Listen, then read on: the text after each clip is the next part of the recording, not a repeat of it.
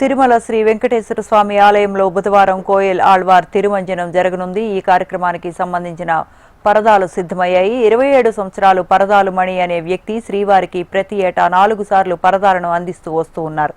కోయల్ ఆళ్వార్ తిరుమంజనం తర్వాత గర్భాలయం, రాములవారి మేడ, వెండి వాకిలి, ఏకాంత సేవ జరిగే ముఖ్యమైన ప్రదేశాల్లో మణి అందించే పరదాలను వినియోగించనున్నారు. ఈ ఏడాది పరదాలలో సిరులు కనిపించే మహాలక్ష్మి, గజవాహనంపై అమ్మవారు, శంకుచక్రాలు, పూర్ణకుంభం, తామర పుష్పం డిజైన్స్తో పరదాలను రూపొందించి టీటీడీ ఉన్నతాధికారులను అందించనున్నారు. శ్రీవారికి పరదాలు సమర్పించడం పూర్వజన్మ సుకృతంగా భావిస్తున్నానని పరదాల మణి తెలిపారు.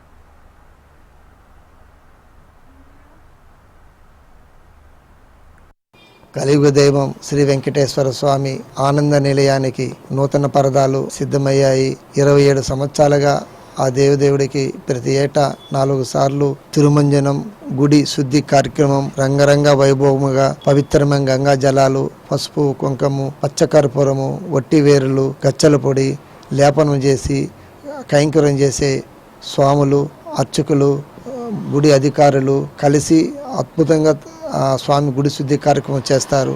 చేసినాక ఆ నూతన పరదాలు నాకు సేవ చేసే అపురూపమైన వరం నాకు దక్కడం ఆ దేవదేవుడు నాకు ఇచ్చిన గొప్ప వరం. ఉగాది ఆస్థానం, ఆనివారి ఆస్థానం, చాలకట్ల బ్రహ్మోత్సవము, వైకుంఠ ఏకాదశి, ఈ 4 పర్వదినాలు సంవత్సరంలో ప్రతి 3 నెలలకు ఒకసారి వస్తుంది.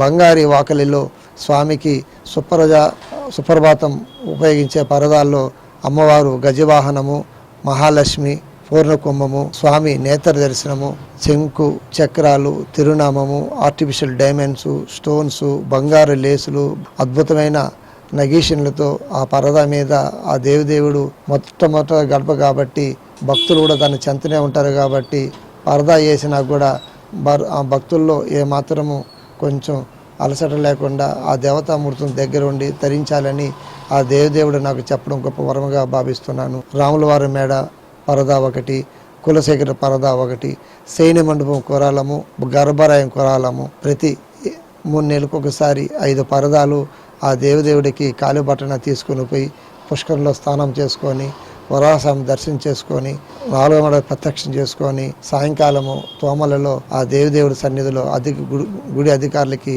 నివేదన చేస్తాను. ఇలాంటి అపురూపమైన ఆ సేవ నాకు ఇవ్వడం ఆ దేవదేవుడికి వరముగా భావిస్తూ ఉన్నాను. ఓం నమో వెంకటేశాయ.